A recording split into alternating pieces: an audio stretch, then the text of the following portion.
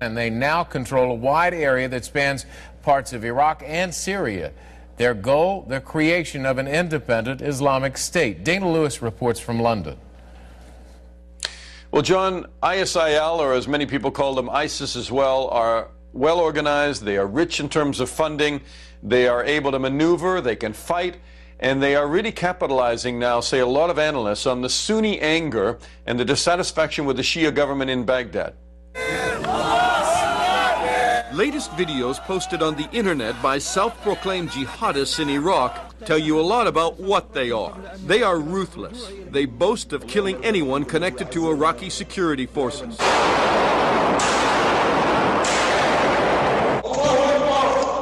Who are they? Nigel Inkster is a former director of British operations and intelligence known as MI6. These are actually quite battle-hardened veterans who have real commitment to the jihadist cause and are, in effect, something of a shock force. The fighters come from Iraq, including former members of the Iraqi military under Saddam Hussein. But they also have recruits from Saudi Arabia, Libya, Central Asia, the Caucasus, and even Canada. And the British government says at least 400 of them are British citizens who have taken up the gun and jihadist cause. Wallahi, he says, yeah, oh my mother, I'm in the front lines. Today, British Prime Minister David Cameron says they now represent a threat to Britain. No one should be any doubt that what we see in Syria and now in Iraq in terms of ISIS is the most serious threat to Britain's security that there is today. Inspired by Al-Qaeda, which has disavowed and condemned the group, they have fought in Iraq and Syria. Some say they were funded by Saudi Arabia and even Syrian intelligence. Their leader, Abu Bakr al-Baghdadi, an Iraqi religious student, was jailed by American troops in Iraq and later released. Well, so far he's shown himself to be very effective. Seems to have a long-term vision, the capacity to implement that vision. We've now seen evidence that this current assault has been some time in the planning, at least a year in the planning.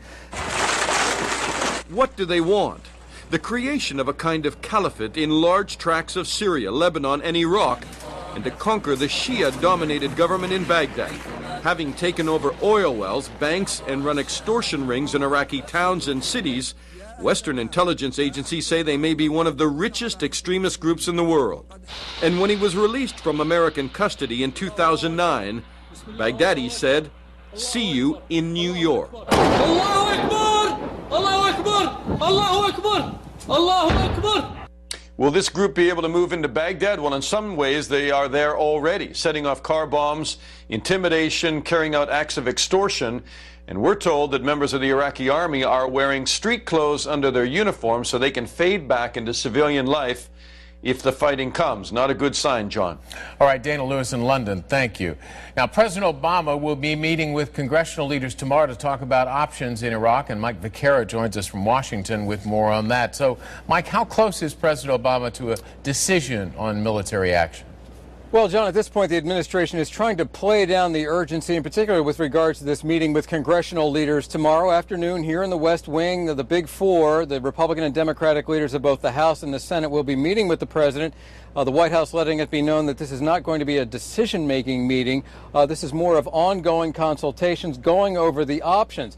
Now, those options, as far as we know them, include, of course, what the president himself said last Friday on the South Lawn, potential airstrikes against those forces, those ISIL forces that Dana was just describing. But first, the administration from the president on down has insisted time and time again that it's not merely about airstrikes. There has to be reform in the form of conciliation between Shia and Sunni, between al-Maliki, Nouri al-Maliki and his government, bringing Sunnis back into the fold. This is something, obviously, that he has been doing the opposite of for quite some time now. Interesting note here, John, perhaps some breathing room, although the administration doesn't want to characterize it that way in terms of any potential military action on the part of the Americans. The Shia militia, you saw that call to arms from Muqtada al-Sadr and other Shia leaders around Baghdad. The Shia militias, according to the Pentagon today, are stiffening the defenses around Baghdad. We'll see when rubber hits the road how effective that is. And meanwhile, one last thing, on the eve of that congressional meeting, both Republican leaders in Congress, John Boehner, Speaker of the House Mitch McConnell, and the Senate are trying to put the onus on the administration, saying through spokesmen that when they're here tomorrow, they want to hear a coherent strategy. And a Boehner spokesman says after years of war and spilled blood and treasure on the parts of Americans, they don't want to see us squander that legacy and have this revolution sweep into Baghdad. John. All right, Mike Vaquera at the White House. Mike, thank you. Joining us from Washington to talk about this, Heather Hurlburt, Senior Advisor to the National Security Network and former speechwriter for President Clinton. So, Heather, what options does the U.S. have? Well, as Mike just said, the most important thing that the administration seems to have decided on is anything it's going to do is prefaced by putting really hard pressure on the Maliki government to diversify, starting from the idea that you can't fight ISIS as long as Sunnis in Iraq think that they might have a better shot under them than by partnering with the Maliki government. So that does seem to be a decision that the administration has already taken. Then coming out of that is the question of, do you, assuming you get some kind of cooperation from Maliki, do you use force? Do you have airstrikes or drone strikes? And the real question there, which I think we haven't had an answer to yet, is what can you achieve? Nobody thinks you can defeat a guerrilla force with airstrikes alone. Can you, as you said, can you give the government and government forces breathing room? Can you improve the morale of Iraqi troops and convince them not to melt into civilian society? And can you do what the U.S. did in airstrikes in support of the Kurds in northern Iraq in the 90s, which is basically make it harder for ISIS to operate and easier for government forces to operate. Now, as I say, it's not clear, and it's also clear the administration hasn't made the case that you could do that. Now, even beyond that, then there's other things you have to ask yourself, which is what can you do to support the other governments that are under threat from ISIS? So Jordan, Lebanon, what can you do to help Turkey? What can you do for moderate forces inside Syria, which are now your only buffer between the large swaths of territory that ISIS controls? And then, last point is, and your report mentioned this as well, what can you do to slow down the funding, both in terms of ISIS being able to sell oil and antiquities to raise money for itself, and the allegations that, if not governments, at least private individuals from the Gulf have helped make their coffers quite so full. That is a whole lot to do, and I suppose would take some time. And there seems to be some urgency here because this group, these rebels, seem to be moving at a almost breakneck speed.